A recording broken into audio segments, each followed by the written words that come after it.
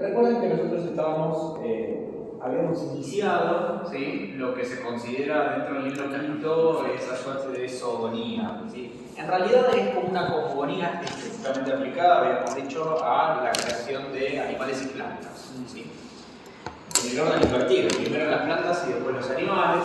Habíamos explicado brevemente, ¿sí?, como comenta Mónica Gale, que la inspiración de esta zoonía, primero de esta fitogonía y después de esta zoonía, es básicamente Empédocles, porque Epicuro en los fragmentos y pasajes que nos quedaron tampoco dice demasiado al respecto. Habría que ver qué pasa con todo lo que está perdido de Epicuro, ¿no? Quizás tampoco Epicuro y le preocupaba eso. Exacto, sospechamos que Lucrecio tenía mucho más acceso a la teoría epicuria, ya sea por transmisión de primera mano a través de la doctrina y también algún que otro texto que quizás circulaba, pero evidentemente no nos llegó nada a nosotros al respecto de esto, y quizás Lucrecio tampoco había recibido demasiada información al respecto de lo que pensaba Epicuro, ¿sí? Entonces, diría que es curioso que la obra de Epicuro es la que actualmente menos se conserva, más se ha perdido, pero es uno de los autores más pródigos de la antigüedad. Sí. Pero vos fíjate que por ejemplo, Vieda, que trabajó,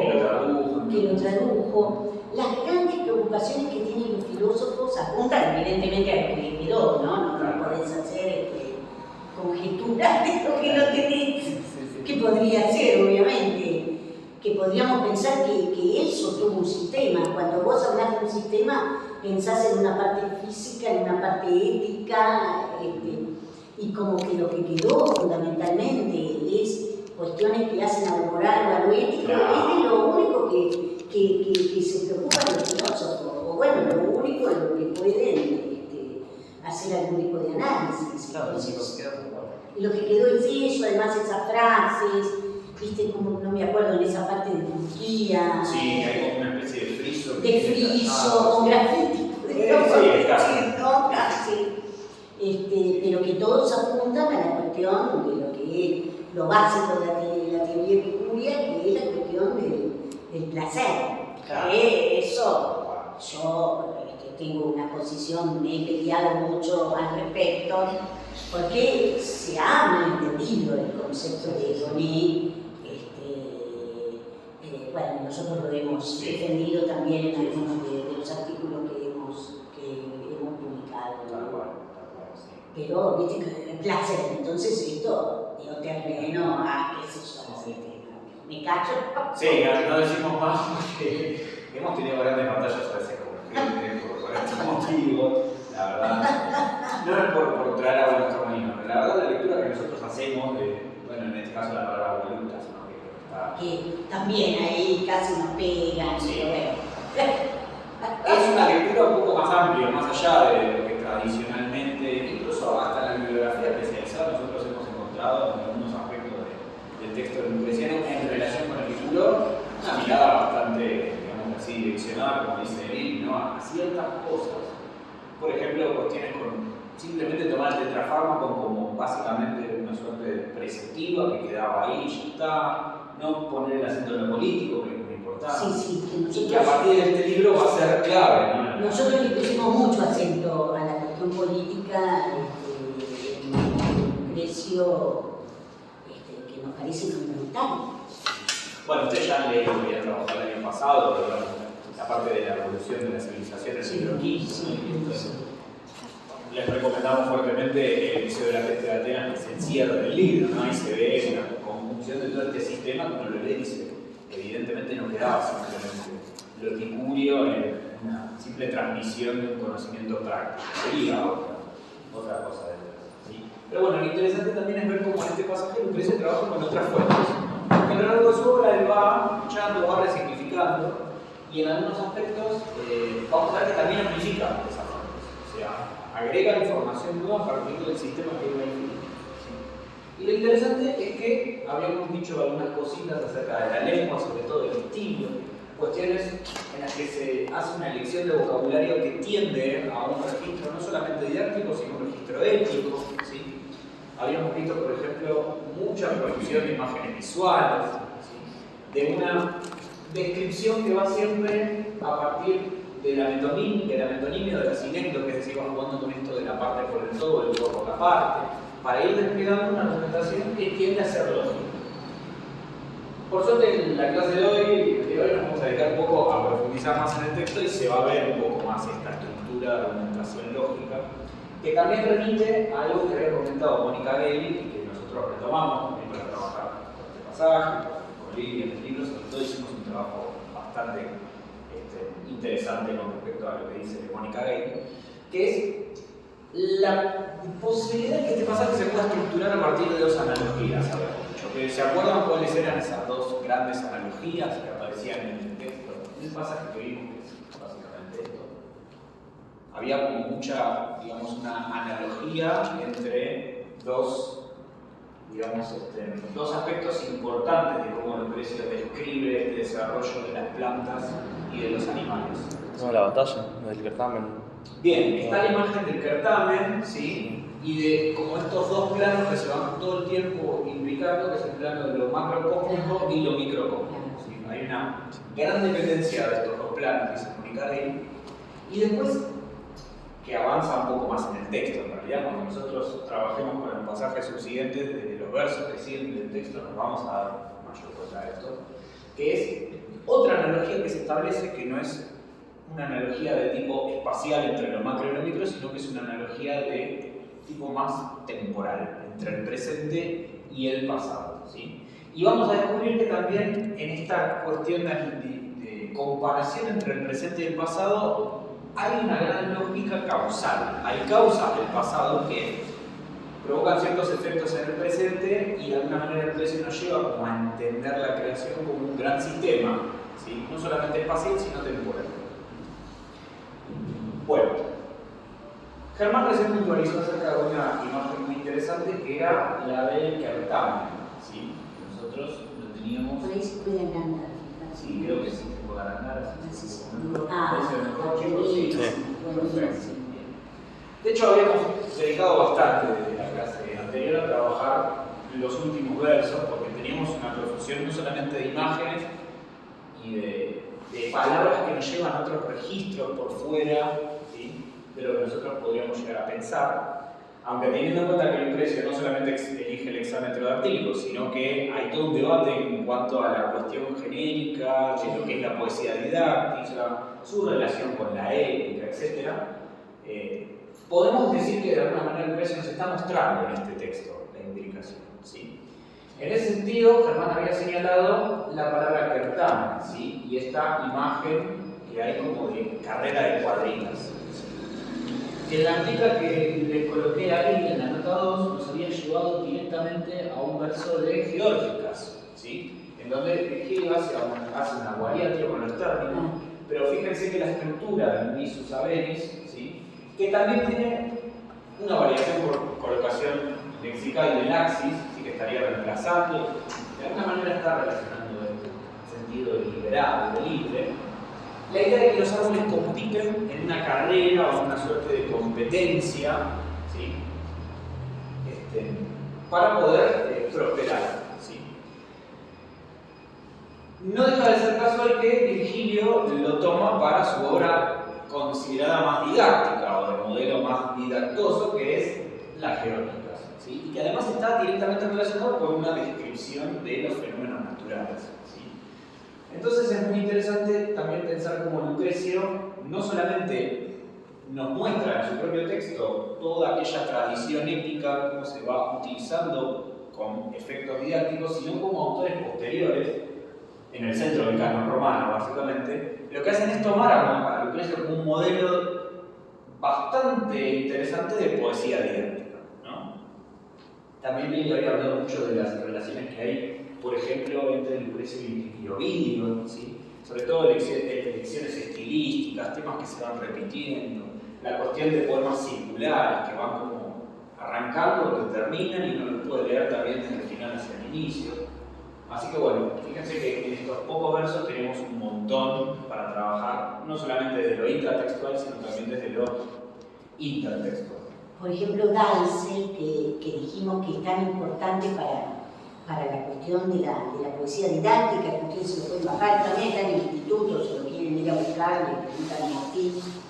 Él dice que uno puede establecer lo didáctico a partir de las citas de los intratextos que uno ve entre los diferentes autores, ¿no? Entonces, acá lo estamos persiguiendo en este verso que puso Nico, ¿no? Donde Virgilio hace esa especie de, no sé, podríamos decir imitatio, ¿no? Esos dos conceptos que después resultan tan importantes en los siglos posteriores, que son la imitatio y la aemulatio, ¿no? Entonces, me parece que si nosotros lo pensamos desde esta perspectiva, también podemos encontrar un nuevo sentido a lo que es la literatura didáctica, ¿no es cierto? Sí, tal cual. Tal cual, y de alguna manera también como es interesante pensarlo desde este punto de vista, ¿no? De lo que dice Lili, de la imitatio y aemulatio, que después en los siglos posteriores, sobre todo en la época imperial, esto va a explotar. Imperial tardía, ¿no? Y bueno, en la antigüedad también, ni que hablar. Es interesante también cómo estos textos muchas veces se pueden abordar a partir de una visión un poco más global, como más laxa de las fronteras entre los distintos géneros, ¿no? Y pensar por ahí que este mismo texto es una matriz que genera otros textos. Claro. Digamos que estoy citando un poco la idea de Jean de Joconte, ¿no? La idea de que estos textos en la antigüedad no tienen quizás límites genéricos o no es tan importante el límite genérico, sino también quizás por ahí la importancia pasa más por cómo estos autores retoman, completan, imitan modelos para producir nuevos textos, ¿no? Eso es quizás muy interesante de pensar. Perdón, me perdí un segundo. Cuando decías de texto matriz te referías al de Virgilio, no al de Lucrecio. No, Lucrecio es un texto matriz. Claro. Sí. En el sentido que le dan una suerte de soporte cultural, un horizonte de posibilidades para que ese texto se pueda desarrollar. Lo retoma, no solamente en Georgia. Esto que nosotros vemos en este verso donde tenemos quadrúpedo plenipotentum, que el otro día trabajó Nico con respecto a la cuestión de que se trata de palabras compuestas. Esto lo vamos a encontrar en Virgilio. Lo vamos a encontrar en Virgilio, fundamentalmente. Lucrecio, bueno, yo lo he visto muchísimo en Claudiano, ¿no? Decimos que Claudiano es un poeta ahí en el borde de fines del siglo IV, comienzo del siglo V, y en los Carmina Minora, varios de los poemas que yo trabajé, aparece Lucrecio. Aparece Lucrecio y en disposiciones interesantes en los Carmina Minora también, ¿eh? Sí. Una cosa,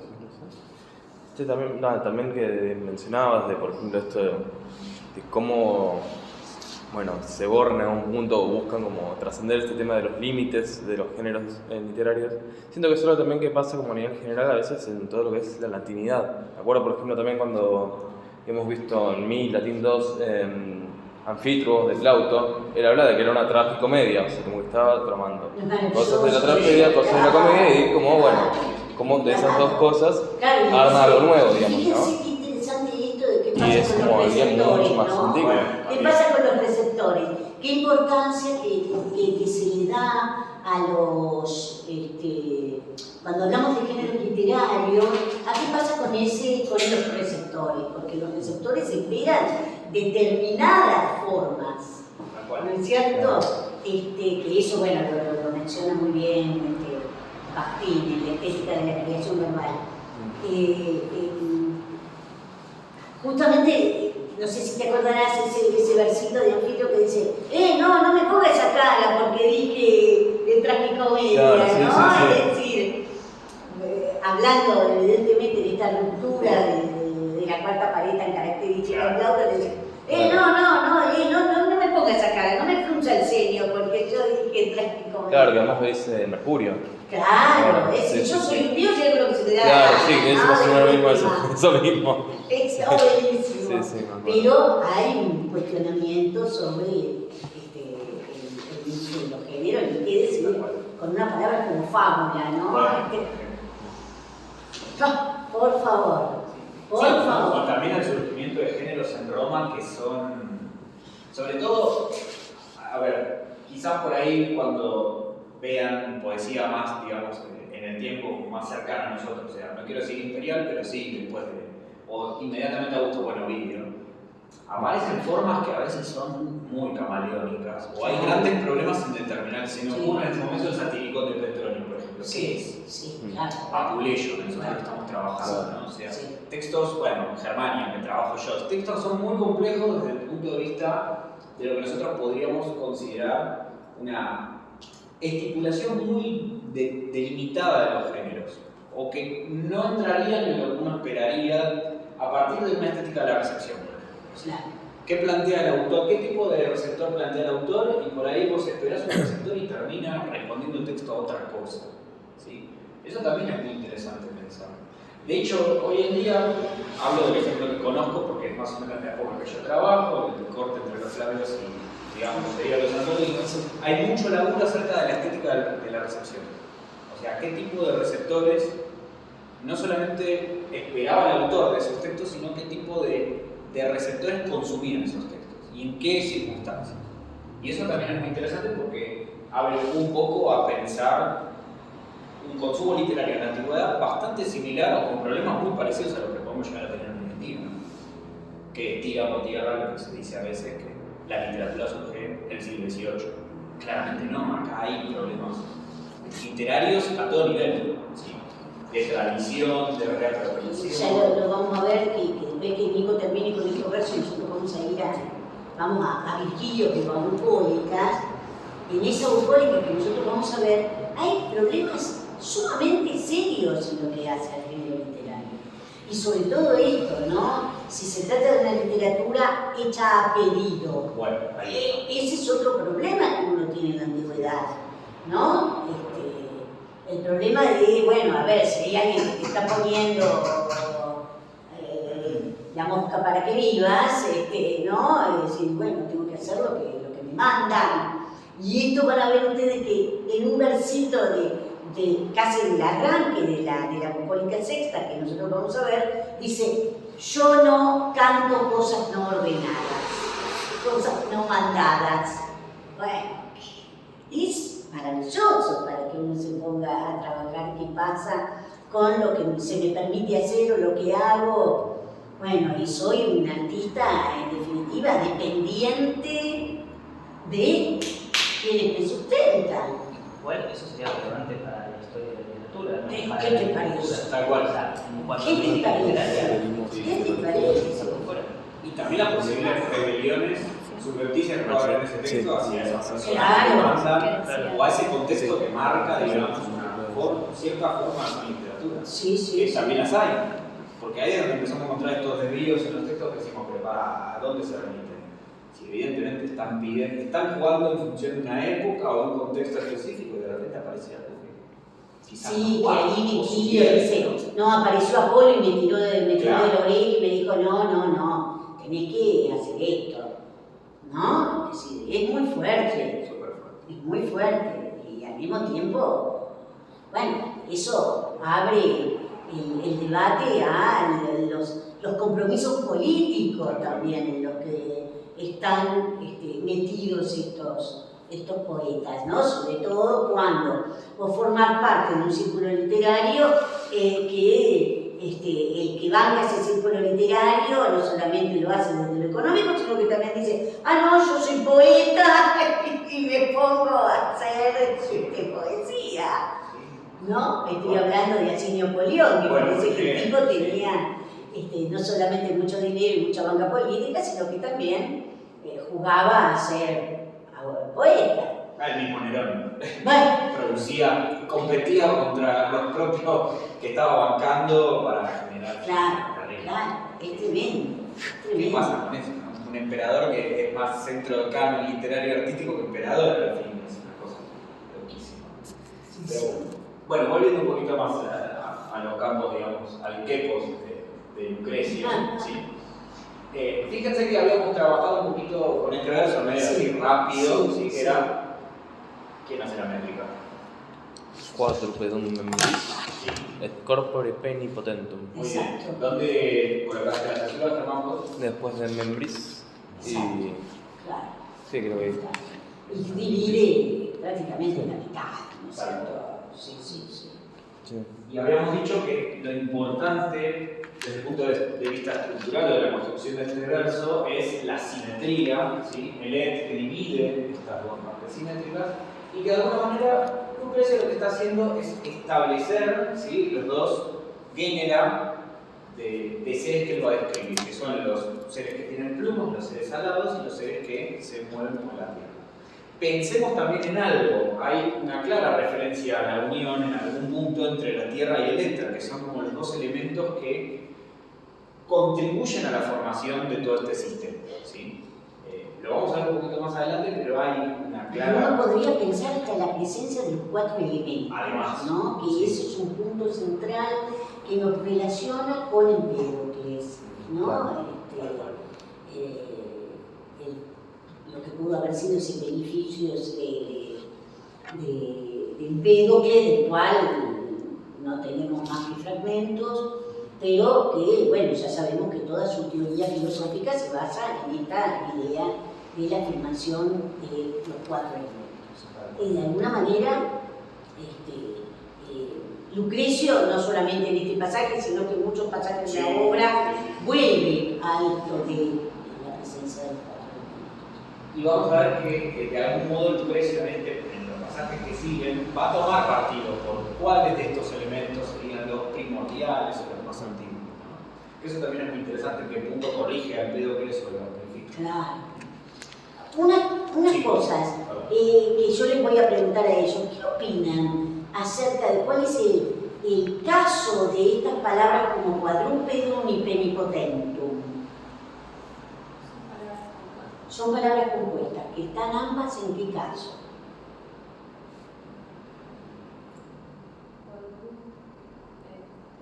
Piensen que el otro día Nico les dijo, ¿no es cierto? Pes pedis, potens potentis, ese penna pennae, ¿no? Entonces, ¿qué les parece? Genitivo. Genitivo. Sí. Muy bien, genitivo plural.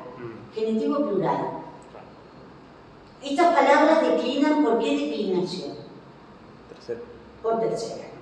¿Qué pueden decir al respecto? ¿Qué les llamaría la atención con respecto a estos genitivos plurales? ¿No tendrían que ser orum? No, Ah, es no, de no. tercera. Son de tercera. Claro. Lo que uno tendría que pensar si tenemos La si I. hay La I. la I. Bien. Muy bien, muy bien.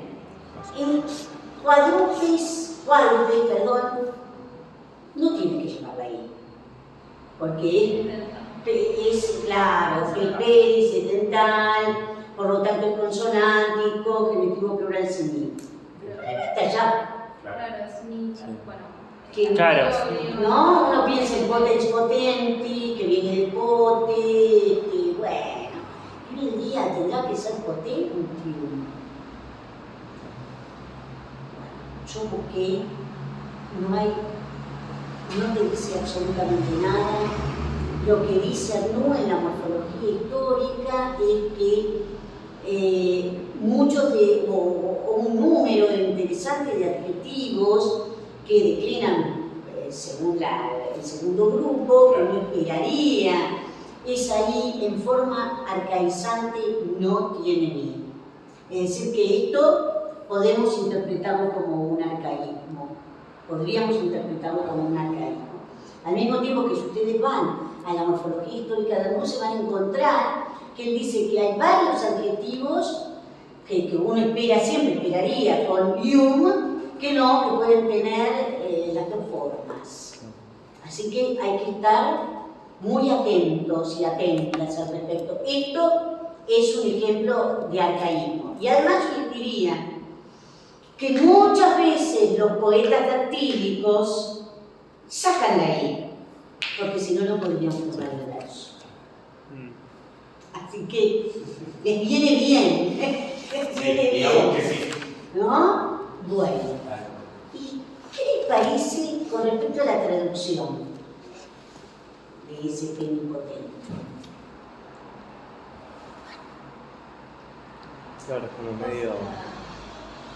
Claro, no tiene sentido. Pareciera ser que no, ¿no es cierto? Bueno, Habría que reponer muchas cosas. habría que reponer muchas cosas. Si uno va a los distintos diccionarios, uno se encuentra con dos traducciones distintas. Está buenísimo esto que puso Nico, que es un término exclusivamente lucreciano, atestiguado también en el otro libro, es decir, que es un hapax. Cuando uno va al Gafió da una traducción que se acerca mucho más a lo que ustedes pueden encontrar acá, es decir, poderoso, Sí, poderoso con cuando plumas a sus poderosas, alas, claro, sí. de alas poderosas, Claro. Sí, sí. ¿no? Poderoso en sus alas. El que da esta traducción es el hombre. Es decir, que hace una traducción metonímica, una traducción poética, metafórica. Al tener alas poderosas, ¿qué significa? Que tiene poder para enfrentarse a los vientos. Y ahí también retoma lo que decías vos del tema de los 4 elementos. También, Sí. también, porque ese adjetivo, uno tiene que ver con la tierra, evidentemente, al Claro. hablar de cuadrúpedos, ¿no es cierto? Pero esto tiene que ver con la resistencia al aire, por ejemplo, ¿no? Y ya antes hemos visto también la presencia del fulgor que nos podría remitir, evidentemente, al fuego, ¿no es cierto? ¿No? Fulserum,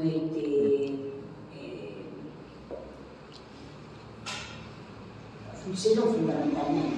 Sí. Después estaba el Nito. Lito, exacto.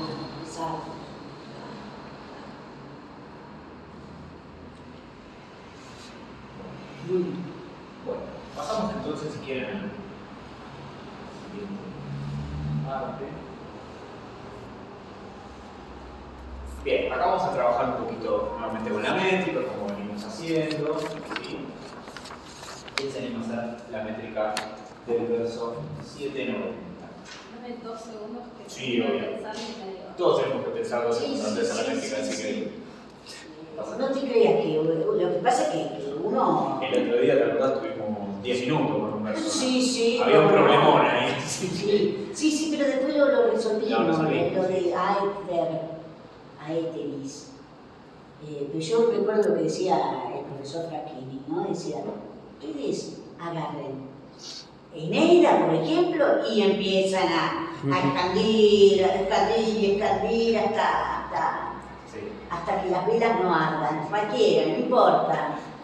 Y entonces después uno lo hace sin mirar. Bueno. Dale. Sic movatum teneibus, Muy bien. como una asesora. Bien. Verbas wilbul taque primus. Eso. Muy bien. ¿Por qué la palabra esta huirgultacue no se acentúa en el ta, si tiene un fue?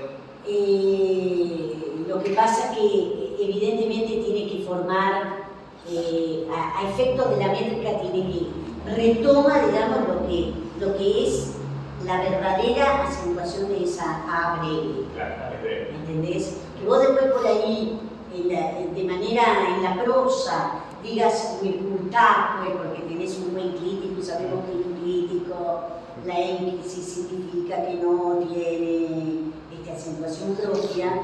Esto no deja de ser un neutro plural. Y la A del neutro plural es neutro. Es breve. Y entonces estamos en el quinto dante. Les hago una pregunta. ¿Qué palabra ven al inicio del verso? Sic. ¿Sí? Recuerden esta idea de la argumentación lógica. A las 6 nosotros cortamos. Sí. Gracias. Entonces, dicen sic. ¿Sí? Sic, recuerden que Mónica ahí nos había planteado que este pasaje tiene una estructura de argumentación lógica, ¿no? vamos a encontrarnos a partir de ahora con varios de estos conectores que van introduciendo relaciones de causa, de consecutividad, modales, y que lo que van haciendo es estructurar la argumentación de Lucrecio para dar claramente un viso de objetivismo. Acá Lucrecio lo que está tratando de hacer es de describir el funcionamiento creativo o generativo de la naturaleza de manera deliberadamente lógica. ¿Sí? Recuerden también esta idea de borrar esta suerte de divinidad creadora de todo este sistema y que la naturaleza funciona como un sistema de algún modo cerrado, que se va reciclando a sí misma, que hay fuerzas que dan vuelta y pueden explicar absolutamente todas las cosas que se van generando. Si nosotros seguimos leyendo los versos, ¿en qué otro verso encuentran alguna de estas partículas, de estas conjunciones, digamos eso? No, Son más exactos. Necue. Bien, por ejemplo, Nam. ¿Sí? Fíjense que inician los versos, entonces cada uno de estos versos va mostrando una de estas secuencias lógicas de la creación. ¿Sí? Y esto, si nosotros lo vamos peinando el texto, vamos a encontrar que a lo largo de tanta cantidad de versos va a haber nuevamente estos conectores. ¿Sí? También para pensar en estas relaciones de causa y efecto que habíamos comentado en la clase anterior y que, bueno, iniciamos un poco la clase con esto, ¿no? Que hay una cierta tendencia en la construcción del pasaje lucreciano de analogía de causa-efecto entre el pasado y el presente. Lo que sucedió en el pasado tiene efecto sobre el presente y eso motiva a que esta misma reacción vuelva a generar nuevas reacciones. Bien. Y hay una palabra bastante interesante que yo, en realidad es un sintagma que yo se los marqué con rojo en el verso de arriba, en el 790, que es Noua tum teus. ¿Sí? Tum podríamos pensar que está en una relación también lógica con ese sit, ¿no? O sea, además de haber un modo de hacer las cosas, hay una cierta idea de consecutividad y también temporal. O sea, en un tiempo específico la Tierra, después de todo ese proceso, genera otras cosas. Y lo interesante es pensar por qué Telus sería Noua y qué significa Telus en el imaginario latino. ¿Por qué no puso Terra, que es la palabra que había puesto antes? ¿Y por qué ahora sí inicia con Telus? ¿Sí? Es un arcaísmo acá. Esa es la. Bien, digamos que podría ser un arcaísmo. ¿En qué sentido? En el sentido que, si mal no tengo entendido, tiene una relación más bien mitológica, Bien. ¿no? Sí. De hecho, acá hay una personificación clara de la Tierra. ¿Sí? Y para eso me fui un poquito a las definiciones, ¿no? del diccionario, ¿sí? Y en algún punto la Tierra está opuesta, ¿sí? Telus está opuesta al resto de los mundos y también, digamos, su semántica explica que tiene un carácter nutricio, un carácter de cierta divinidad primigenia productora de cosas. ¿Sí? Y obviamente pertenece al registro poético, es una forma poética también de nombrar a la Tierra. ¿No?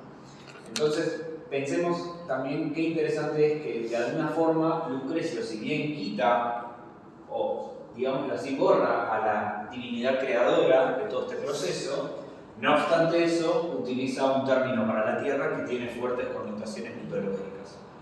Y también connotaciones del origen, porque Telus además es una de las divinidades más antiguas en el territorio itálico, como casi todas las divinidades de la Tierra generadoras, suelen ser de las más viejas. Y eso que nos lleva a la idea del poema cosmogónico, al principio. ¿Sí? Como todo esto se va de alguna manera concatenando con una suerte de guía semántica que Lucrecio va construyendo a lo largo de este pasaje. ¿No? Por eso es impactante lo consistente que es en el registro, lo consistente que es en la semántica atrás de las palabras que va eligiendo, y cómo va colocando estas palabras. Fíjense que Telus tiene una colocación adelante con ese adjetivo que es Noua. ¿Por qué colocación? Porque lo va a repetir a lo largo del pasaje. ¿Sí? Nosotros vamos a ver que Noua aparece, ¿sí? Siempre en posición atributiva de Telus o de Terra a partir de ahora. ¿Sí? Entonces, lo interesante también es pensar cómo esa Telus, que es una divinidad muy antigua, a la vez es joven porque se está regenerando todo el tiempo. ¿Sí? Bien. ¿Y qué es lo primero que genera entonces la Tierra? Genera las plantas, ¿sí? Genera las hierbas y las malezas, ¿sí? De alguna forma, Lucrecia lo que está haciendo acá es con este verso, haciendo una suerte de instrucción para ir hacia atrás. O sea, está resumiendo todo lo que dijo. Pensemos todos nosotros, que seguramente ustedes también son colegas docentes de Lili y mío, si cuando damos clase no hacemos permanentemente eso. Estamos como estableciendo ciertas oraciones sentenciosas que resumen todo lo que dijimos antes, ¿no? Y como él elige en posición inicial y focaliza los términos que más le importan. ¿Qué viene entonces después del enfrentamiento de las hierbas y las malezas? ¿Sí? ¿Qué produjo después la tierra? También vuelve a hacer una oración que resume lo anterior, ¿sí? Y señala mortalia saegra, ¿sí? Este es un sintagma bastante complejo. Más adelante yo les coloqué una notita en la segunda aparición de este sintagma, porque hay toda una especie de los comentarios al libro quinto, hay toda una suerte de gran discusión de cómo traducir. No de cómo traducirlo en su sentido más llano, sino qué está queriendo incluir Lucrecio dentro de mortalia saegra, ¿sí? Si están los mortales en el sentido de los hombres, si están todas las especies mortales, qué consideraba él dentro de su sistema como especies mortales, ¿sí? Hay una enorme discusión y vamos a ver una notita que no todos lo traducen o lo entienden de la misma forma. Obviamente nosotros nos decantamos por, en este verso, traducir de la manera más general posible y después vamos a ver que en la siguiente aparición vamos a hacer un pequeño matiz al respecto. ¿Sí? Bien. Yo iba a decir una cosa Sí, interesante desde el punto de vista de la concatenación entre el 790 y el 791 que tenemos, Sí. evidentemente un encabalgamiento, ¿no? Porque fíjense que Lucrecio coloca en posición final, esperable, el verbo. Por lo tanto, el verso no termina en primum, sino que termina en subtulit, ¿no es cierto? Entonces, si nosotros hiciéramos la métrica signo vatum telus herbas virgultaque primum subtulit, y ahí, fíjense que podríamos pensar en la existencia de una diéresis. Sí. De una diéresis, ¿no? Es muy interesante porque además lo piensa uno como una diéresis. La diéresis es una suerte de cesura, ¿no? O por lo menos una pausa. Y fíjense que después tenemos ese sintagma indeloqui, que ya lo habíamos visto en el pasaje que hicimos previamente, que es un modalizador lógico, podríamos decir, desde el punto de vista temporal, ¿no? Tenemos primero ese primum y ahora tenemos ese indeloqui. ¿Y cómo va ordenando? También le sirve, como es cierto, para ordenar. Y habíamos visto esto de que, bueno, ese genitivo es un genitivo, podríamos decir, de aquí, de allí, o después del lugar, ¿no? Después de aquí, algo así. Punto de partida, algo así. Punto de partida, ¿no? La acepción. Sí, sí. Es muy interesante esto, ¿no? También. Que es acaizante ese Claro. indeloqui, ¿eh? Lo que dice Lili, o sea, cómo él no pierde nunca de vista la cuestión de la ubicación temporal siempre al inicio, ¿no? Y cómo esto se va regenerando, ¿sí? Y también es interesante algo, que es que si nosotros seguimos al verso siguiente, después vamos a hacer la métrica de estos tres, vamos a ver que estos tres versos conforman una suerte de unidad temática, o nos plantean una escena, ¿sí?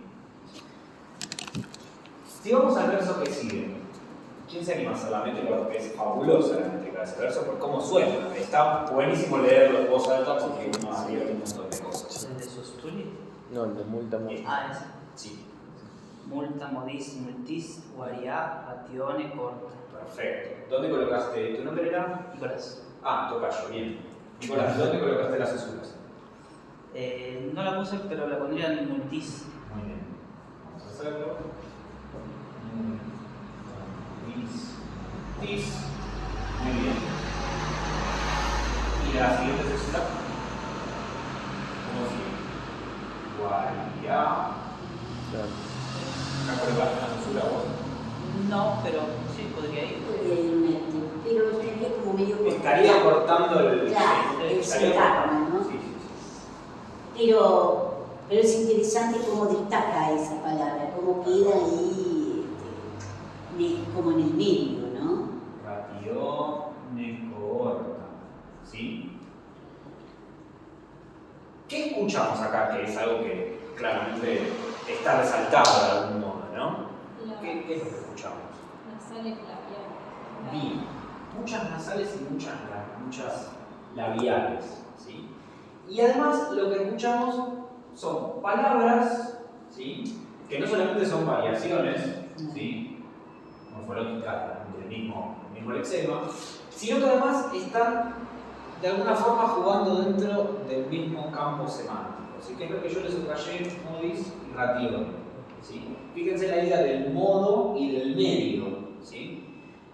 Esta naturaleza empieza a ser muy variada para Lucrecio, pero esa variación no es absolutamente descontrolada, sino que tiene ciertos parámetros o patrones de generación más que parámetros. Es muy importante, ¿por qué? Porque recordemos lo de lo macro y lo microcosmos.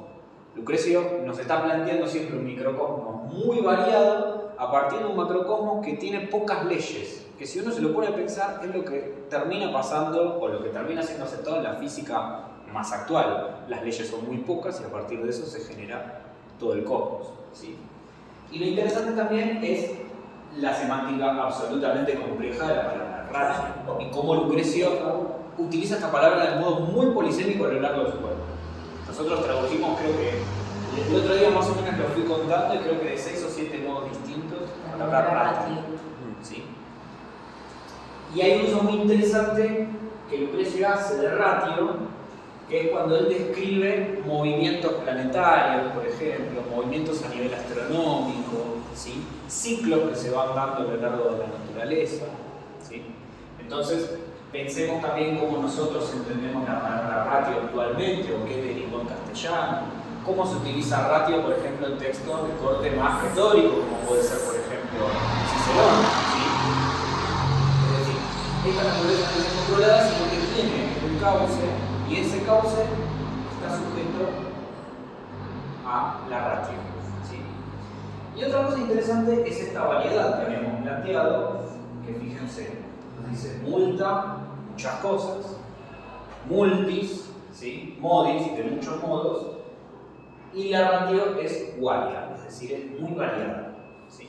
Eso es lo interesante, pensar cómo estos dos campos semánticos me parecen contrapuestos, algo muy encauzado, muy fijo, y esa variedad, en realidad se asocian, o Lucrecio las asocia en este verso, para explicar un poco todo el funcionamiento de este sistema enorme que es la naturaleza. ¿No? Y como esto también está relacionado con la variedad de esas generaciones de cosas mortales, son muchas esas cosas mortales. ¿Qué consideran ustedes? ¿Cómo considerarían funcionalmente desde lo sintáctico este verso 792? ¿Cómo lo analizan desde el punto de vista sintáctico? ¿Un predicativo objetivo? Yo quería Claro. preguntar si quizás multa podría ser como una posición de mortal y secla, y corta, etcétera, como un sí, predicativo. también. Sí. Igualmente me parece que lo que dice Nicolás está bueno, porque fíjense que el núcleo es un participio que es corta. Claro, corta, ¿no? eso sí. Sí. Entonces ese multa en realidad está modificando a corta. Claro. ¿No? Si fuéramos finos, así muy finos en el análisis, tendríamos que decir de esa manera, o pensar en esa manera. Y claramente como este predicativo es relevante para entender el contexto del verso, porque le da una unidad al verso. ¿Sí? No es que... A ver, el predicativo es específicamente un verso que se desprende si uno lee el verso anterior. O sea, como también la sintaxis juega, Lucrecio juega con la sintaxis para destacar la importancia de ciertos conceptos o ciertas ideas. Y está muy relacionado con este participio, que Claro. ¿qué verbo creen ustedes que viene?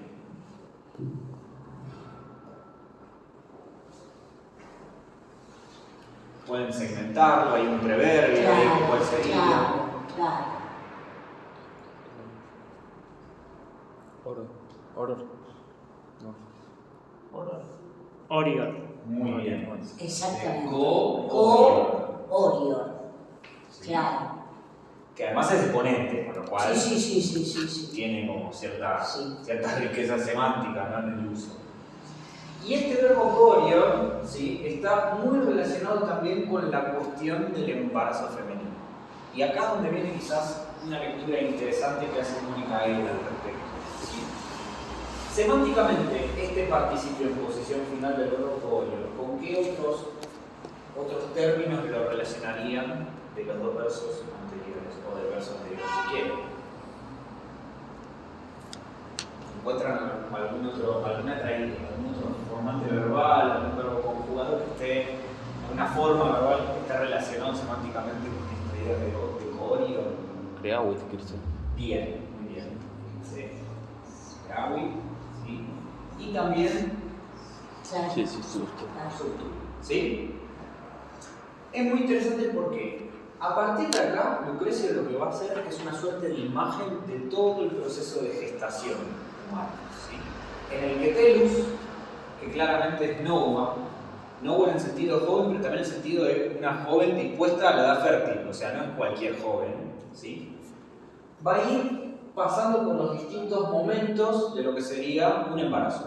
Va a gestar a sus generaciones de cosas mortales, las va a parir, después las va a nutrir. A medida que nosotros vayamos viendo el poema, nos vamos a dar cuenta que, por lo menos, no sé a ustedes, pero a mi juicio, la idea que plantea Mónica Ehl de esta interpretación cierra bastante, porque Lucrecio está todo el tiempo puntualizando en la fertilidad de esta Telus y en la idea de que es noble, que es una suerte de mujer joven.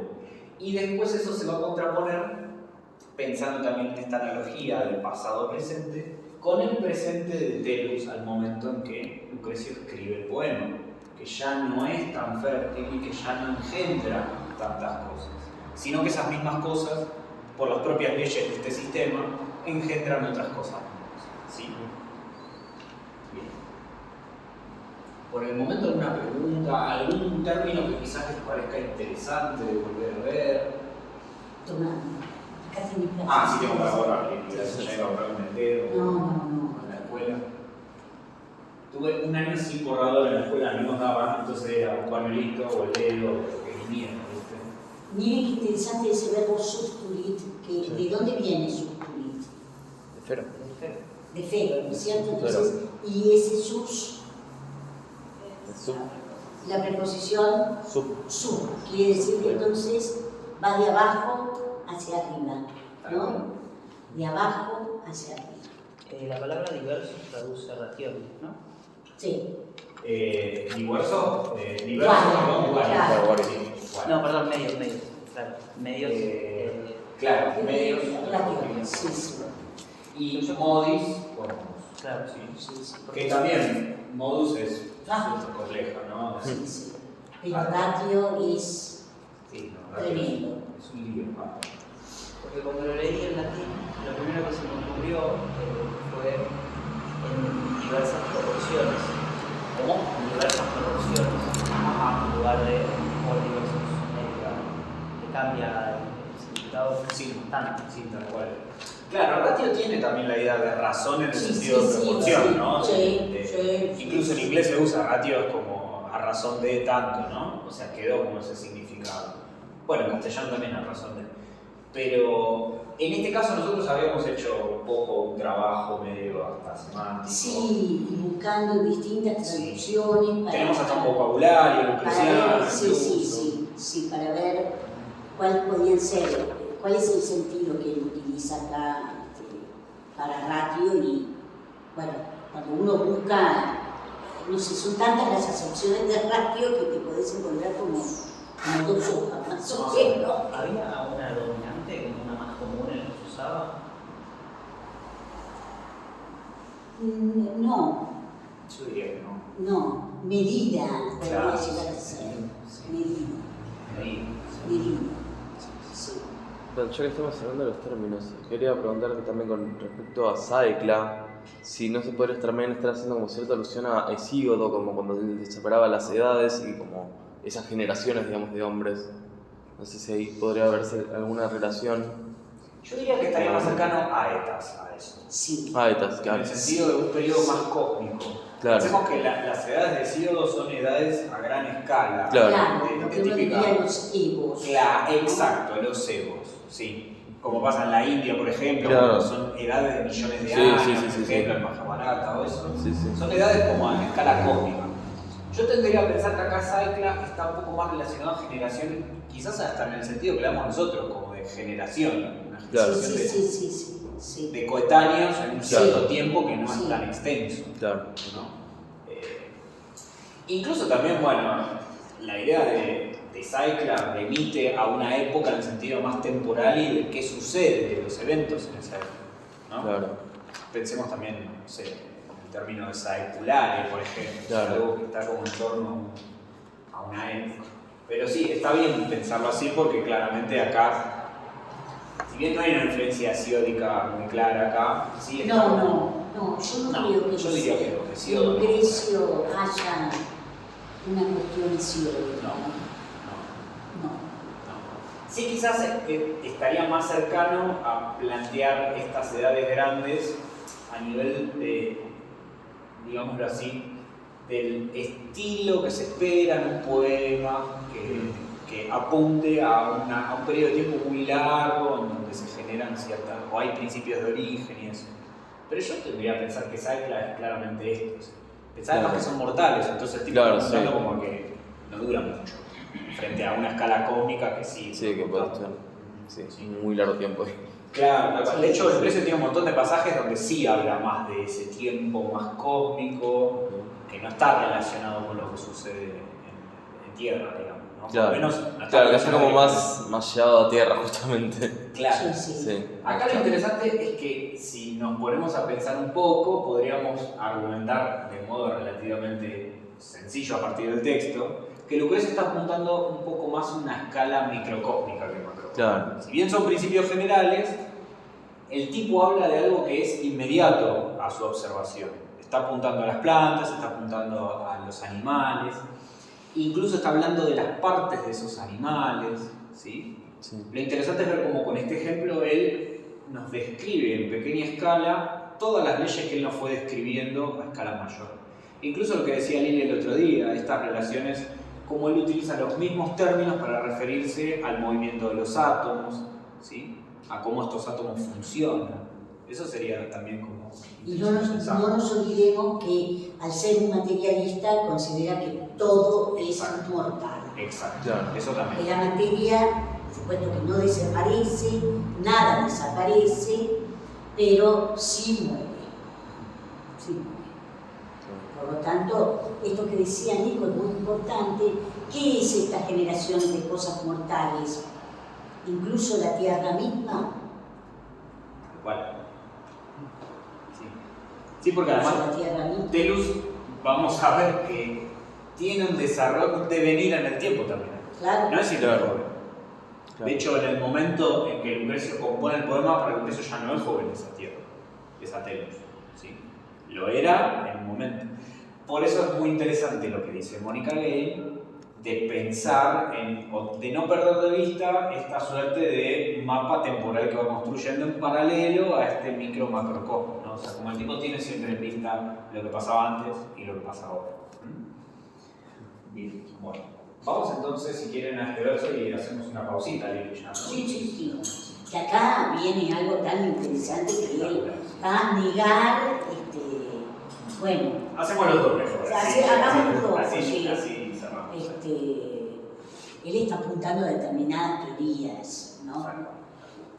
Bien, ¿quién quiere hacer la métrica de este verso que es el 793? Nam ne puede caelo que qui disse animalia possunt. Perfecto, genial. Nam ne puede caelo. Acá colocaste una cesura. Sí.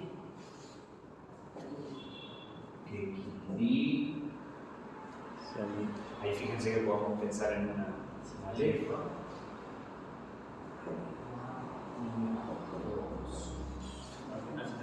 Sí, creo que sí es necesario. Está bien, sí, Si no, no sí. llegamos. Ahí va. Bueno, nosotros tenemos que pensar este verso en realidad en correlación con el que sigue. ¿Por qué? Desde el punto de vista sintáctico, ¿qué tenemos acá entre el 793 y el 794? Mínimo. Muy bien. Estaba en la traducción. Sí, además O sea, doble negación. ahí está, sí. Y es una negación coordinada, o sea, ni una cosa ni la otra.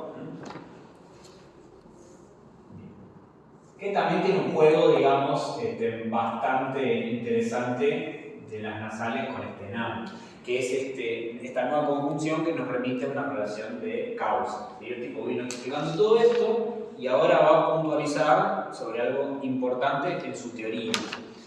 Por eso es interesante también lo que hace Lucrecio acá, con respecto quizás, si nos lo ponemos a contrastar con el pasaje que vimos con Livio.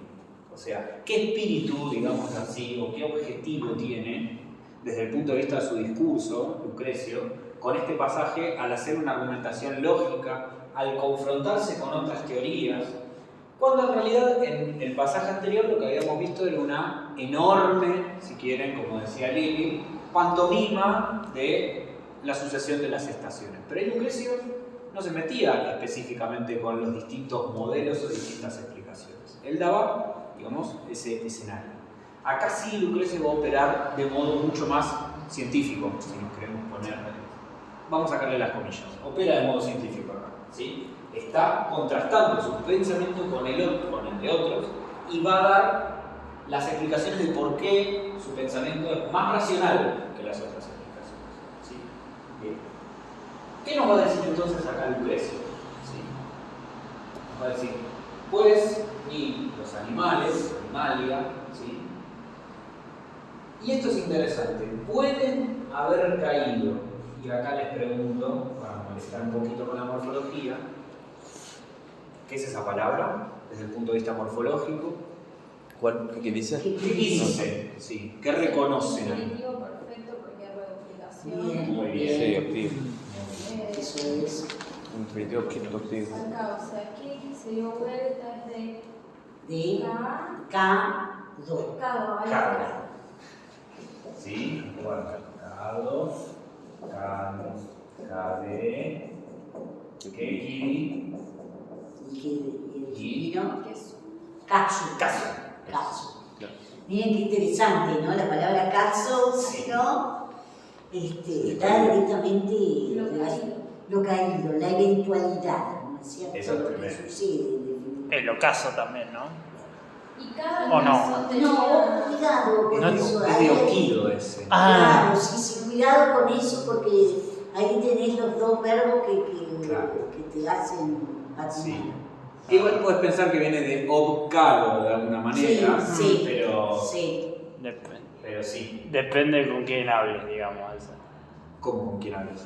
O sea, con que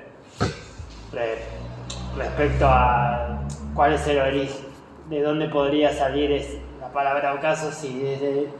Ah, sí, obvio, si haces sí, derivando de la etimología. Sí.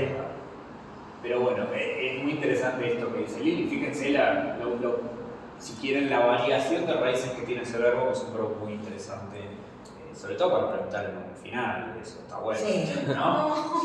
Está buenísimo. Pero además es muy como onomatopéyico, fíjense, Sí. que dice, es como que la Sí. persona se va trabando y se va Y cayendo. aparte es el juego que él hace, ¿no? Cae lo que dice, como antes Namnecue, ¿no? Namnecue de, fíjense las aliteraciones que genera, ¿no? Con las que juega y después ese cae lo que dice.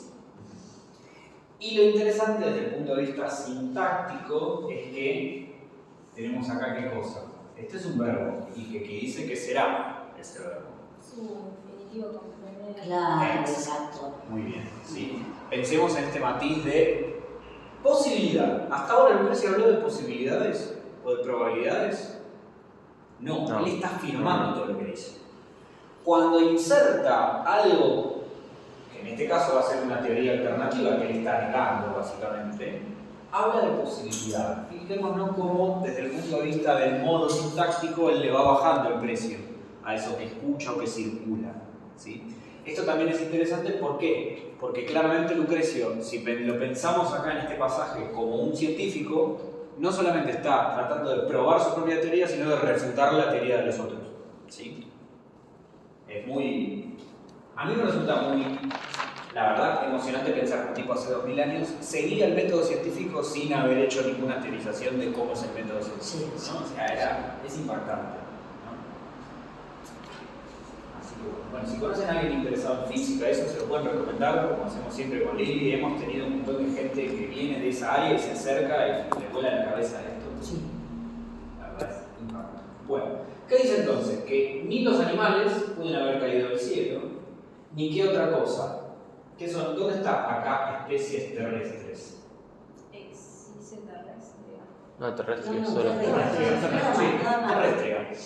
¿Sí? Ah, existe. Que pasa a ser de nuevo el nuevo sujeto de Poisson. Exactamente, muy bien. ¿Sí? Y fíjense que usa neutros plurales. ¿Sí? Terrestre también es breve, es neutro plural. También la idea de, bueno, yo puntualizo qué es lo que va creciendo en mi teoría y cómo lo va haciendo. El resto hace una teoría muy vaga y general de las cosas. Son las cosas terrestres, los animales, no están dando mucho al respecto. ¿Sí? Y lo interesante que dice Lucrecio es que tampoco las especies terrestres pueden haber salido. Acá tenemos el otro infinitivo objetivo, régimen, como quieran. ¿Sí? ¿Cuál es la pronunciación de ese verbo? SEO, Exeo, claro, exeo. SEO. Exeo, ¿eh? La E breve, vocal Claro, vocal. De ex. El verbo eo es Exeo. el preverbio. Ah, o sea, el anglosajón lo toma para el inglés. Sí, éxito. Sí, sí, sí. Que cuando uno piensa en éxito, ¿qué es el éxito? La salida. Es genial. Claro. ¿Qué la etimología sirve? Sirve Obvio, siempre, siempre. obvio. Bueno, de hecho, éxito no viene del supino o del Claro. participio. Éxito. No se olviden que yo siempre digo que hay, evidentemente, nos encontramos con un sustantivo que es de cuarta declinación y los sustantivos de cuarta son supinales. Claro, Es supinal. claro, éxito. Exeo, exitus. Ese es el sustantivo. El sustantivo supinal, claro. Claro, claro. Así que sí, la tecnología sirve y entretiene mucho a la gente. Ah, sí, sí, También. Yo de clase en tercer año, primero, cuarto, quinto, secundaria, les hablo de tecnología y se quedan así. Claro, claro. De sintaxis no, de la tecnología sí. Sí, les El otro explican. día me preguntaron si lo tácito, o sea, por ejemplo, el verbo tácito, Sí, sí, lo el sujeto. viene de tacitus en latín y si eso tiene que ver con el nombre de Tácito. No, Me no. puse a No, buscar. Tácito. Viene de Tácero. Tácito, Claro, callarse. Sí, callado, excelente. No creo que haya sido muy callado. Ah, Si no, yo no tendría trabajo. Así. No, por suerte no se cayó, pero. no, Pero es loco no. que le pusieron Tácito. Bueno, a César le pusieron cabellera y era pelada, así. Sí, bueno, pero viste que está todo ese mito Sí. de que César le dice cesárea, También, la sí. cuestión de que supuestamente lo sacaron. Quizás nació, es que de hecho encontré una recontra improbable etimología que nació en silencio, Tácito, por eso. Ah, mira vos. Mirá, podría Pero ser. eso no es. Lo loco es que no se sabe nada de la vida de la Mira, No se sabe ni dónde nació, así que. Lo encontré igual en internet. Claro. Y en realidad ni siquiera fue justamente en internet. Lo encontré en Reddit, en una. Ah, sí. Bien pedo. Un foro ahí medio. Claro, viste. Yo ni uso Reddit, pero dije, a ver, voy a buscarlo. Y apareció eso. Mira vos, no la tenía. La verdad es que luego lo Sí, tengo sí, táctico. sin Claro, llanto. sí. No se sabe nada del tipo de. No. Hasta tampoco se da el nombre entero, es como medio especulativo eso de Cayo Cornelio. No se sabe si se llamaba así. Bueno, pasa lo mismo, viste, con Lucrecio. Sí. De Lucrecio no se sabe Igual, claro. nada, absolutamente. Que si el tipo era un noble, cuando decimos noble, un aristócrata, ¿no? O era un plebeyo, no se sabe nada. Tampoco vivió tanto, entonces se sabe poco. Me haces acordar también las confusiones que diga con Macrobio, por ejemplo. Bueno, viste. ¿De quién es el autor? Sí, ¿Cómo? claro, ¿Qué pensaba eso? Claro, Sí. sí, la cuestión de Macrobio es tremenda. Sí. Pasa muy con proba complicado. también, quién Claro. puede ser esa proba. Claro. Pero bueno, lo importante, fíjense entonces esto, haber salido Y acá aparece el último elemento que faltaba y no había aparecido hasta el momento. ¿Cuál es? El agua. El agua, exacto. Sí, que está acá en forma de, bueno, las lagunas salobre. Sí. ¿Sí? Sí. Salsis, genial esa palabra. ¿Sí? Acá lo interesante es algo, porque él cierra esta idea, evidentemente, ¿sí? Cierra como esta pequeña viñeta de lo que es esta teoría alternativa, de que los animales podrían haber caído del cielo ya formados, esa es la idea. Ahora vamos a ver por qué. Y tampoco las especies terrestres podrían haber salido de las aguas salobres. ¿Sí? Él acá está atacando directamente, ¿sí? La teoría, digámoslo así, dominante, ¿sí? Que básicamente explicaba que los animales podían, o ciertos animales grandes y de difícil, digamos, relación con otros, podrían haber caído ya formados así del cielo, y que había una suerte de evolución acuática de las especies terrestres. ¿Sí? Y igual es una locura porque Sí. yo me acordé hace relativamente poco, o sea, a punto de tirar textos que tenía de la secundaria, que en realidad se supone que Lucrecio fue el primero que instauró la idea de que la vida nace en el medio acuático y que de ahí surge la evolución. Pero que en realidad acá me doy cuenta que lo está negando. Quizás es otro Lucrecio, pero... No, él lo que está negando es las especies terrestres. Ah, ok. No, Las especies terrestres no pueden haber salido del agua. él no cree en eso. Tal cual. Claro. De hecho, yo le puse una notita acá, ¿sí? Que repone un poco en el Tifiol, que es otra edición que nosotros usamos, comentario, señala que Lucrecio refuta la teoría estoica, ¿sí? Del origen celeste de las especies vivientes, esta idea de que cayeron en el cielo. Claro. Tampoco suscribe el origen marino de las especies terrestres, acá me faltó terrestre como para aclarar, bueno, como acá propuesta por Anaximandro. Claro. ¿Sí? Sí. Y lo interesante es que hasta el momento él no puso el elemento agua sino para refutarlo. Porque el centro acá de este pasaje es Telus y otro elemento que es el éter, que va a aparecer un poco después. ¿Sí? Son los dos elementos generadores. Entonces Lucrecio se va a centrar en eso. Si lo pensamos desde un punto de vista didáctico, es muy viable y hasta muy, digámoslo así, eficiente. ¿Por qué? Porque él deja fuera, o deja para el final, lo que él no le sirve en su argumentación y se centra todo el tiempo en estas palabras claves. ¿Sí? Y fíjense cómo también descarga un poco esta idea de que esta teoría estoica es importante porque le dedica solamente 2 versos, el tiempo pasa a otra cosa. ¿Sí? Es genial, está buenísimo. Bien. Bueno, ¿alguna consulta hasta el momento? Por ahí podríamos hacer, para que ellos vean Sí. cómo queda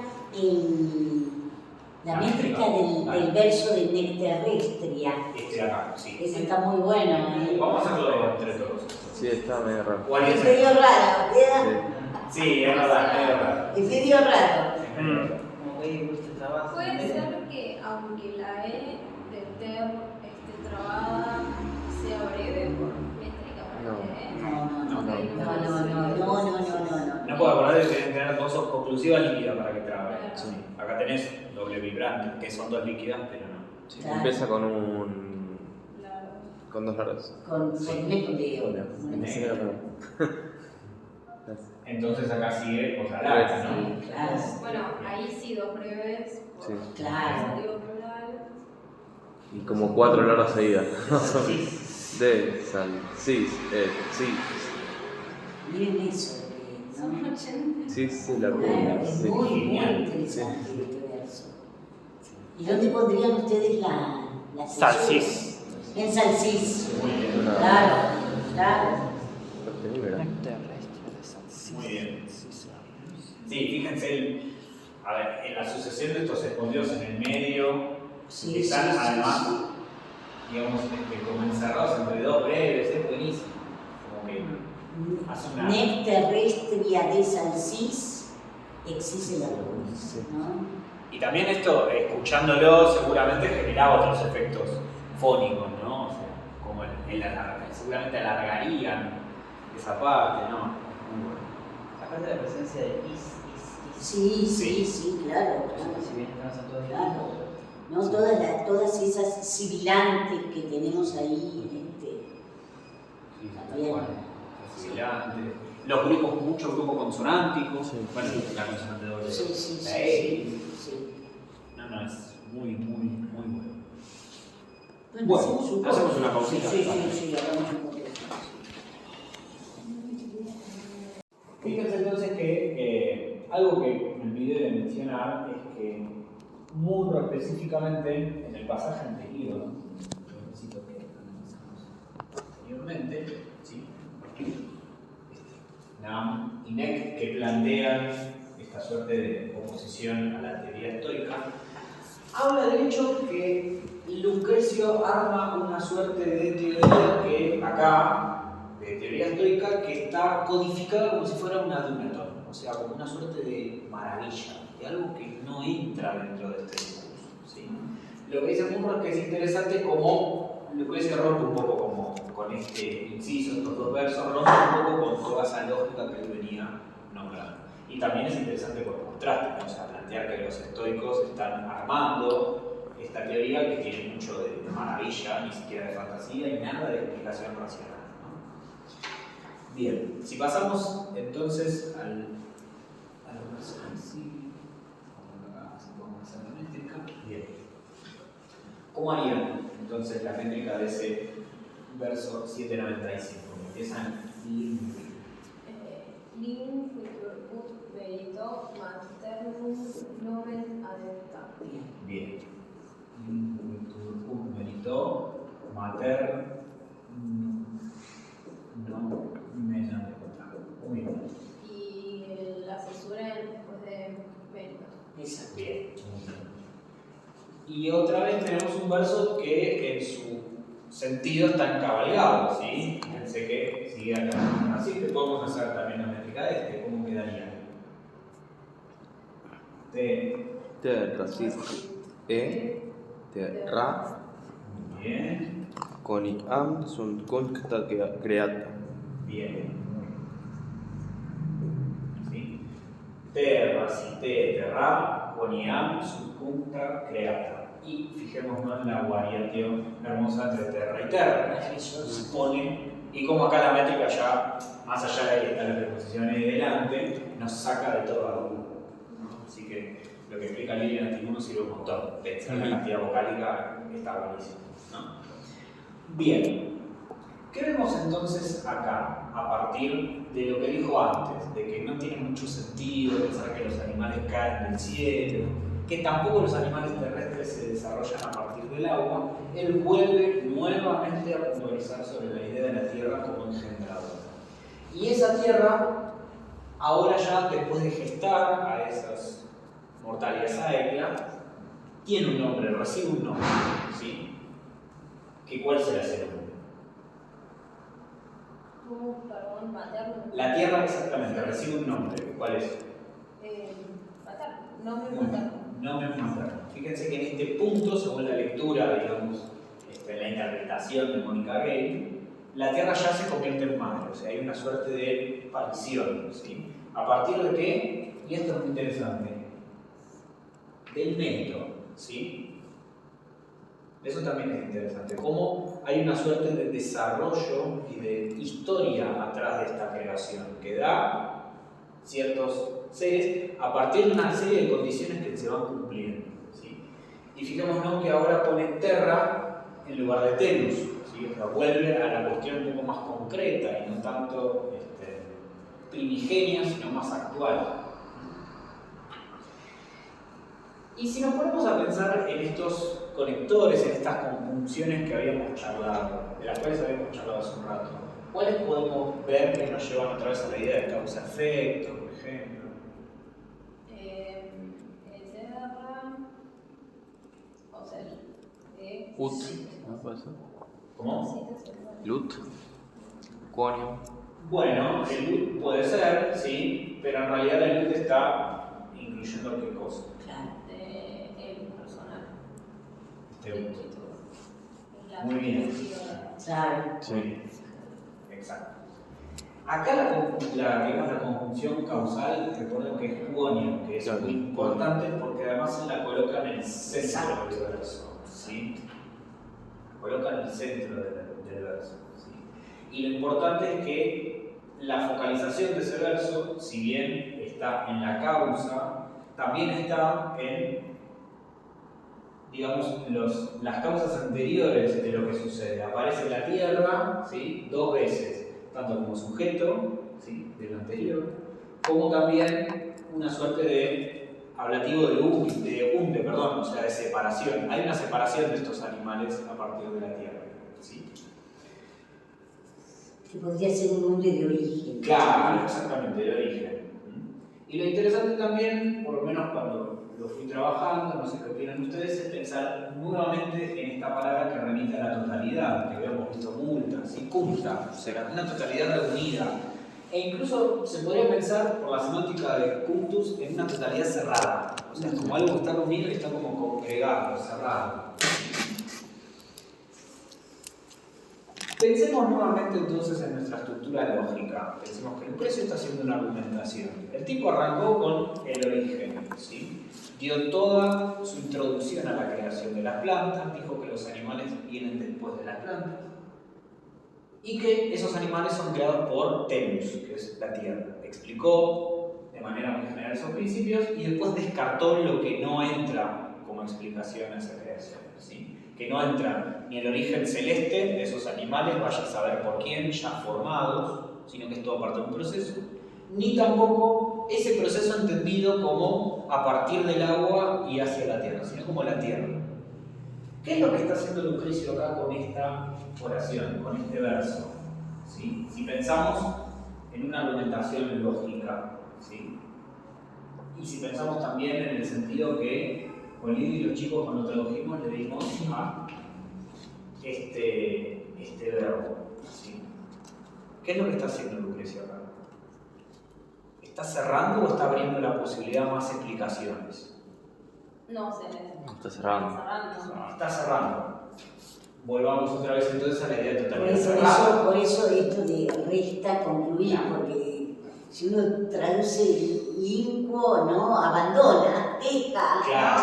¿no? Entonces, No tiene mucho sentido. ahí tuvimos que O sea, hacer una vuelta, unas vueltas a ver qué es lo que... Como que queda como resto. Digamos. Claro, queda como recto, ¿no? Sí, Y claro. pusimos ese solo un poco como para hacer una conexión con, bueno, lo único, ¿no? Que Claro. faltaría. Y en relación con eso, fíjense que esto tiene hasta casi un carácter de sentencia. Que Claro, está como determinando que esto pasó así y no pasó de otro modo, ¿sí? Que es muy frecuente en el discurso didáctico esta idea de sentencia, ¿no? O sea, cada tanto, una sentencia.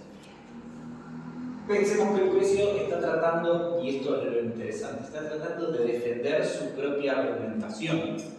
No le está imponiendo la idea al lector, lo está forzando a que piense como él. O sea, lo está guiando lógicamente para determinar efectivamente que esto sucedió, ¿sí? Y es muy interesante, pensando también en un poco el sentido de esta palabra adepta, que ahora ustedes me van a decir morfológicamente qué puede ser. ¿Qué les parece que puede ser adepta?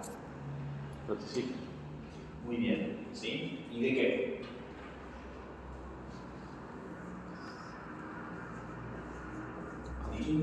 Es un... De Dios.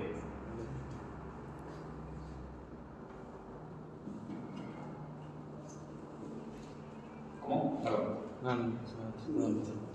No lo piensa, es un verbo medio raro. Sí. No lo piensen que es. Hay una... Sí, muy bien, ¿quién lo dijo? No, lo busqué. Porque no importa. Es un verbo un poco raro. Sí, es rarísimo. O sea, A de la preposición, pero ¿por qué la I pasa a la E? Por alargamiento, o sea, esto es un perfecto. No, en realidad a partir de, mal dicho, a partir del supino, ese es lo que se llama el adjetivo verbal en to. Exacto, exacto. El participio es un adjetivo verbal en to. Uno dice para enseñar y uno lo toma medio así como una reglita mnemotécnica, del supino se pone el participio. No. Me dicen Parecido, eso, ¿no? por ejemplo, en un concurso y yo... O sea, porque A veces la forma coincide, nada más. Por eso. esta sería una muy buena pregunta de concurso. Es una excelente pregunta. Claro. Es una excelente. Yo lo que respondería es lo siguiente, que uno no tiene que olvidarse que marchan por distintos lados el infectum con respecto al perfecto. ¿No? Es cierto que en general, o muchas veces pueden ser como dos sistemas diferentes. Tal cual. Creo que es por eso. Ay, perdón. No, fíjate que ese sí es característico de un verbo incoativo. Exactamente. Entonces eso desaparece absolutamente cuando vamos al perfecto. Piensen que es un verbo deponente. No sé, hay un bicharraco que está jorobando. Sí, veo acá. una. Sí, es una cosa ahí, no sé. Sí. Piensen ustedes que al ser un deponente, bueno, no tenemos un perfecto como encontramos en un verbo completo, por así decirlo, ¿no? Un verbo deponente es un verbo defectivo. De hecho, acá sería la forma verbal completa adaptacit, ¿o no?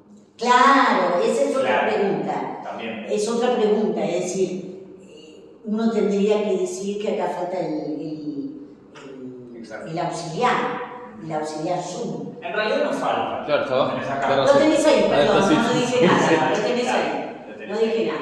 Bueno, de hecho acá también podemos hacer una diéresis después del sit, ¿o no? ¿Cómo? En lingüito merito maternum nomen adepta terra sit.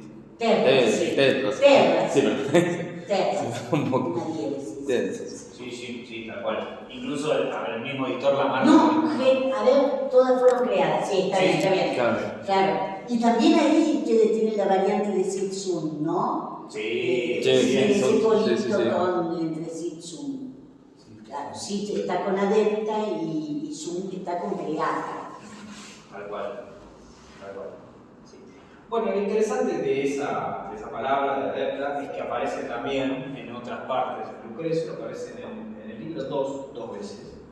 En el verso 500, entre el verso 589 y 660 aparece esta idea de que la tierra no solamente tiene un nombre materno, sino que lo va como adoptando de a poco. Hay un proceso. ¿No está en relación con Cibeles eso? Creo que sí. Sí, no lo tengo acá, pero me parece que sí. Sí. Porque después aparece en el 2, en 991, 1022, está también esta idea de que la tierra obtiene este nombre de madre. Sí. Y además se relaciona con la cuando él capacidad. habla acerca de Cibeles. Sí, porque está Y habla relacionado con de la la capacidad madre creadora. tierra, sí, la madre creadora, la tierra como fertilizadora, ¿no? Sí, tal cual. Bien. Bueno, pasamos entonces al otro ciclo, creo que ya lo tiempo, ¿no? Sí, Un ratito.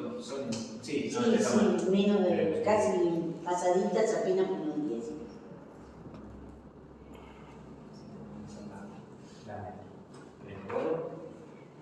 Hasta ahora alguna consulta que tengan, alguna palabra que les llame la atención, algo que quieran agregar. Una cosita más. La sustantiva que empieza con otro sería el sujeto del límbico. Claro. Era lo único que quedaba ahí. Y por supuesto el verbo en subjuntivo. Sí, por eso. Adaptación. Sí, el perfecto del subjuntivo. Sí. ¿No habíamos tenido el año pasado la discusión de si con los verbos impersonales eran una sustantiva sujeto o no? Yo no estoy de acuerdo en hablar de verbos impersonales. Sí, los verbos impersonales desde el punto de vista de fenómenos atmosféricos, ¿no? Cosas así. Pero yo recuerdo siempre esto que decía Schroeder, ¿no? Hablar de impersonalidad en latín es medio fulero, ¿no? Habría que preguntarle a Adriana a ver qué opina. Adriana Manfredini, que desde las teorías gramaticales o la sintaxis ellos no aprueban la existencia de formas impersonales. Pero este lingüitur tiene, se desprende, se resta, es restado esto. Tal cual. ¿No? Es quedado, no sé, ¿qué queda esto? Claro, sí, por eso. Sí, casi como decir, falta decir esto. Claro. Sí, tal cual. De alguna forma. Habría que pensar porque le dije complicado, la sí. cuestión de la voz pasiva, ¿no? Eso también. Claro. Sí, eso también. Sí. Quizás también para agarrar su propia, digamos, para hacerlo más Es general. cierto que la impersonalidad, Sí, que la voz pasiva en latín tiene cierto carácter de impersonalidad o se la usa para expresar cierta impersonalidad. Pero impersonalidad en el sentido de que estamos como limando la subjetividad, Claro, ¿no? sí. Y acá lo que buscaría es una objetividad para poder expresar esta forma sentenciosa, ¿no? Claro, sí, justamente lo que busca es como darle un valor más de verdad, Sí, que no sea como su como opinión. un axioma, Claro. ¿no? Eso, una acción. Como una acción, Sí. Eso es interesante pensar en la cuestión de la construcción de un discurso científico, ¿no? Que después, bueno, Jean-Pierre Conte lo dice en relación con Plinio, por ejemplo. Claro. Hay un librito que te acordás que nos Sí. regaló del sastre, que es de Jean-Pierre Conte, y uno de los capítulos que yo lo sé mucho es esto de la formación del discurso científico en Plinio.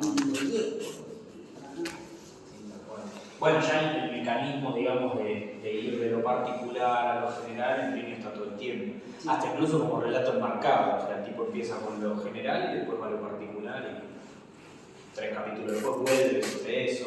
Y esos principios que se van derivando, o sea, de pocos principios generales se deriva todo, en definitiva. Es muy propio del discurso científico, como dice Plinio, ¿no? Y Lucrecia en Roma también es uno de los primeros que hace esto, eso es lo interesante. No sé si tenemos algo tirando de discurso científico previo a Lucrecia en Roma, me parece que no. Y viste algunos de los otros, bueno, Cicerón intenta hacer la traducción de Aratea, ¿no? Pero en latín, así digamos, original. Por eso dice yo soy el Claro. primero. Bueno, vamos entonces a lo que sigue. ¿Con qué palabrita nos encontramos? Si ya dijo que todas las cosas fueron creadas a partir de la Tierra, nuevamente con un multado, ¿sí?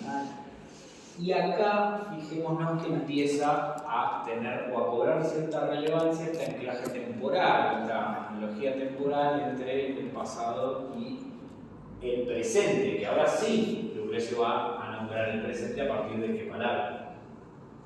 Nunca. ¿Sí? Y también la idea de etiam, o sea, como que el tipo viene dando razones y ahora, bueno, frena, ¿sí? Y habla de que incluso ahora, o aún ahora, ¿sí? La idea de que surgen, ¿sí? Nosotros lo pensamos a partir de existo, ¿sí? Como la idea de movimiento, ¿sí? De origen. Muchos animales, ¿sí? De las tierras, animaliantes, ¿sí? Multa animaliantes, ¿sí? Acá está hablando de la Mater Tellus, o de la tierra que tiene nombre materno. No. Volviendo otra vez a Terris, ¿sí? Y en plural. Entonces pensemos que este ciclo, digamos, de alumbramiento, donde él puntualizaba a Tellus, que es una madre joven, que tiene fertilidad, que tiene un cierto carácter primigenio, ya hoy en día, en el momento en que Lucrecio escribe, no existe. Esta Mater Tellus no perdió su capacidad generadora, pero sí avanzó en edad. Eso también es interesante porque el ciclo de la Tierra es tan extenso, ¿sí? Que Lucrecio hace realmente acá un poema que va al principio y desde el principio sigue viendo cómo ese efecto perdura incluso en la actualidad, ¿no? Y después va a hablar nuevamente de algunos elementos que ayudan a que este principio generador continúe vigente en la actualidad, ¿sí? Habla de Indribus, ¿sí? Y del Vapor, ¿sí? Nuevamente vuelve con la cuestión de los elementos, el agua, ¿sí? El vapor. Solis, Ahí está, muy bien. Fuego. Claro, es el vapor, exacto. Claro. El fuego, Sí. Claro, el tema también de ser cálidos. tal cual, ¿no? Y pensemos que habló de la tierra, habló entonces del aire, del fuego y del agua, pero tanto el aire como el agua están en directa relación con el éter, o sea, con la parte celeste, que es lo que él va a nombrar. Y de alguna forma él está retomando las características de las cosmogonías, que muchas de ellas, estoy pensando en cosmogonías míticas, mitológicas, se basan en lo que uno puede hablar de una suerte de hierogamia, es decir, Exacto. esta suerte de matrimonio sagrado entre el cielo y la tierra. Y fíjense que en definitiva el tipo echa por tierra, ¿no es cierto?, todo eso. Si bien insiste en esta relación entre el aire y la tierra, lo hace desde una perspectiva absolutamente racional y absolutamente material. Sí, totalmente. Totalmente. Sí, sí. Me interesaría que hagamos una métrica de este verso, a ver si nos sale. Oh, porque chapiola, Sí, por eso. Lo dije mal. Tiene de todo. Tiene un poquito de todo. Ya existum. Vamos Cuidado, voy a borrar acá. Borrale, porque Sí, sí. Porque tiene de todo. tiene de todo, Como el postre ese. ¿Cómo sería entonces? Multa, bueno. Ya existum. Ya Cuidado ahora, A ver. despacio. Etiam.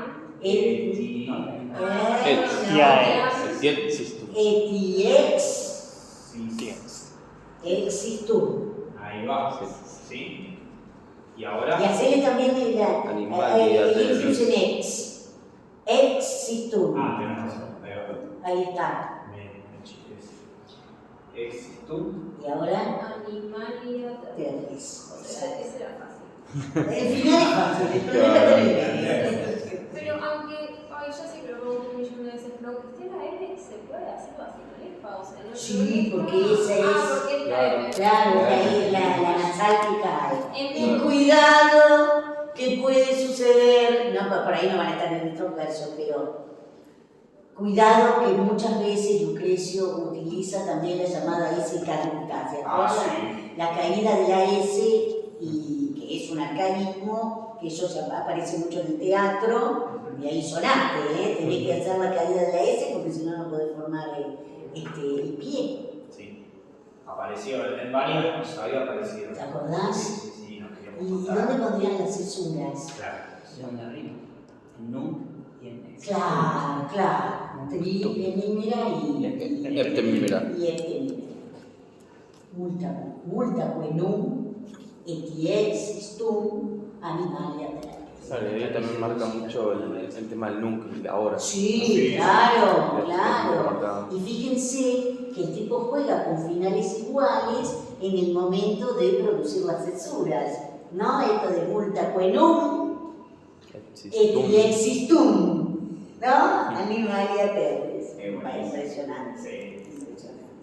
Y también como focaliza en posición y entre las dos cesuras la cuestión Y el temporal. ex, ¿no? Claro, sí. El origen y el tiempo, las dos cosas. Sí. Que claramente son los elementos de una cosmogonía, el origen y el tiempo, ¿no? Sí. Así que impresionante. Las sinalefas no pueden darse con la N, solo con la M. Habría que ver eso. Habría No sé, que encontrarse claro, algún no sé. ejemplo y ver qué es lo que pasa. Tampoco Claro, igual que No hay mucho, esa porque N final eso tiene sola que es ser como medio sobre crecimos. signos. son crecidos. Son claro. crecidos. Claro, eso es algo. Por ejemplo, en la N. Claro, un acusativo griego, un acusativo griego, morfológicamente hablando. Bueno, ya que estamos, vamos a hacer Podemos el hacer siguiente. eso, claro. Sí. Ya nos vamos. ¿Cómo será? Ese es facilísimo, ese es común y corriente. Virus es cálido. Bien, Sí.